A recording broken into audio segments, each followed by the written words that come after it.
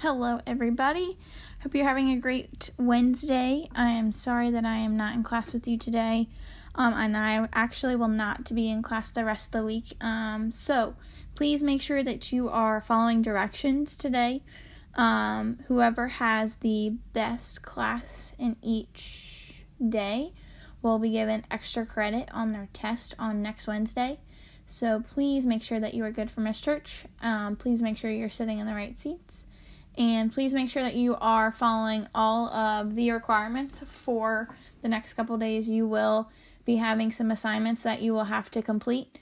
Your circuit training is due tomorrow at the beginning of class. So if you do not finish that today in class, then that is homework tonight. So please make sure that you are following everything. If you have questions, you can always send me a message on Ngrade, or I will have a spot on your cooldown if you have any questions, and I will try and be as proactive as possible in answering any of those questions for you. And please make sure that if you have any questions on anything, please make sure you're either asking me when I am back on Tuesday, and please make sure that you are following all classroom procedures, and everything will be okay. Alright, so today we are going to do Lesson 8. This is the last lesson for Unit 4 for us. And we're going to be kind of taking everything that we have learned through solving equations and what we learned yesterday on no solution and all solutions. We're going to kind of put that all together. We're going to do a lot of solving today. So please make sure when I'm going to be giving you time to pause the video and for you to solve them, please do this because this is really good practice for you during this time. And just please walk through this if you're not understanding anything as well. And hopefully we will have a good lesson today. Today we're going to be looking at 2 activities, mostly a lot of solving, but the first one's where we're going to match the solution. So what I have done is on my notes, which is the same thing as your notes, is we're going to use this part of the left-hand side of the equation, 12 parentheses x minus 3 parentheses plus 18. Okay, that's the left side. But we have this missing right side. So what we have down here is we have 3 different parts that are going to be on the right-hand side. So we've got 6 parentheses 2x minus 3. That's right here. We've got 4 parentheses 3x minus 3. And then we have 4 parentheses 2x minus 3. So what we're going to be doing today is we're going to be saying, okay, is one of them going to be a 1 solution, no solution, or all solutions? Okay, so the first thing that I want you to do is I want you to pause this video, and I want you to make sure that you write A, and then you write the whole equation out. B, the whole equation, and C, the whole equation out. And take some time to solve these because then you will be able to see which one will you have matching. Okay, so I'm going to so pause the video, and then once you finish solving, then unpause it and press play, and I'm going to walk through each step.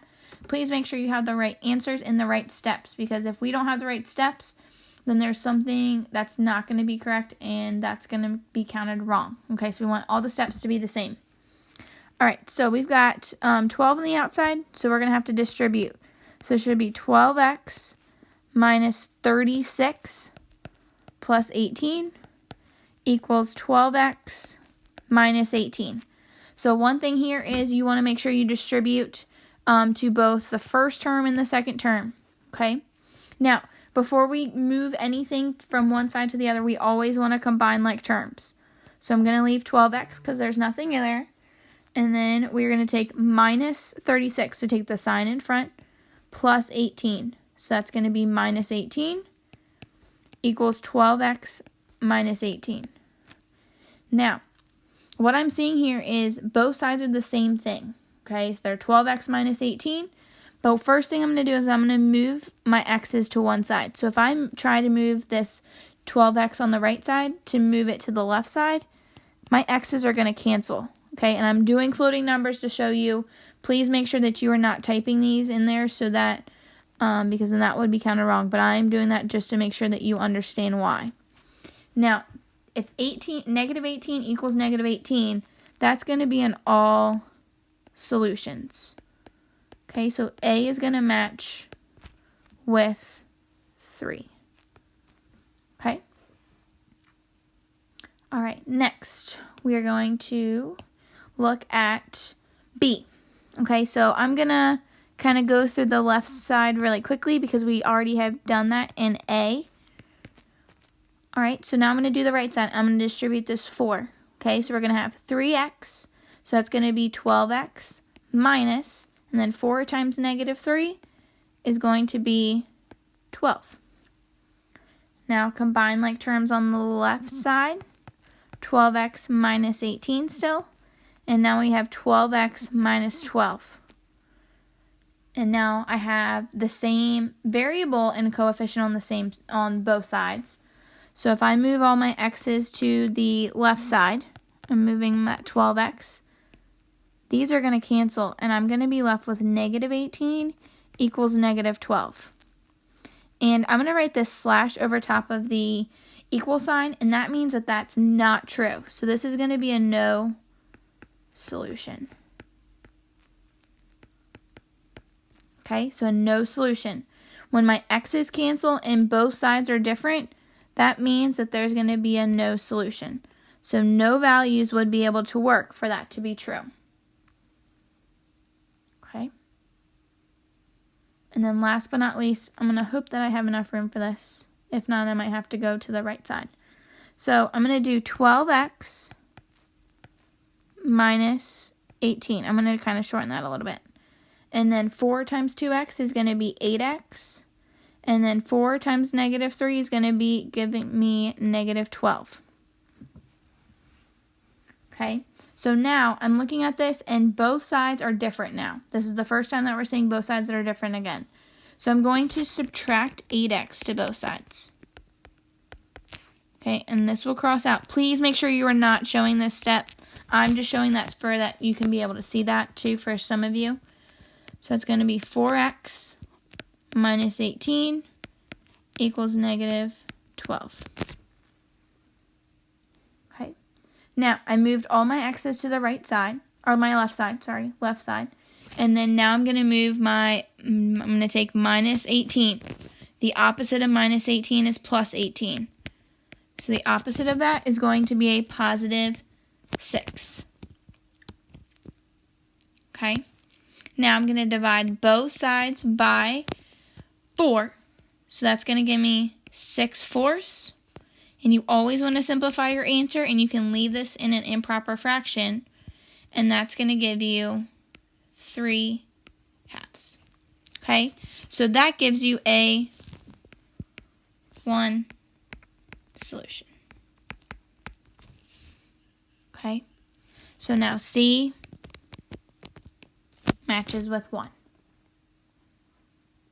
Okay, so we have a no all solutions when both of your x's will cancel and you are left with the same answer on both sides. No solution is going to be your x's do cancel, but the left and the right are different. And then a 1 solution is your x's are different and you're going to be given one answer. Your variable equals something. Okay. Hopefully this is a little bit better for you, and this is something that hopefully you're feeling more comfortable with. Okay.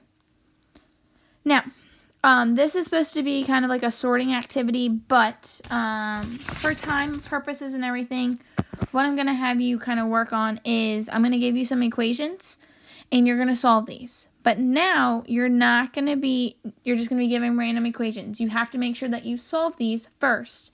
And then from your answer, you're going to have to decide 1 solution, all solutions, or no solution. Okay, so you're going to have 7 parentheses x minus 5 equals x plus 13. Okay. So this is going to be where you're going to have to simplify and use the distributive property as well. So this is where you can pause the video after you write the equation out. You can pause it and then solve it. And then you can,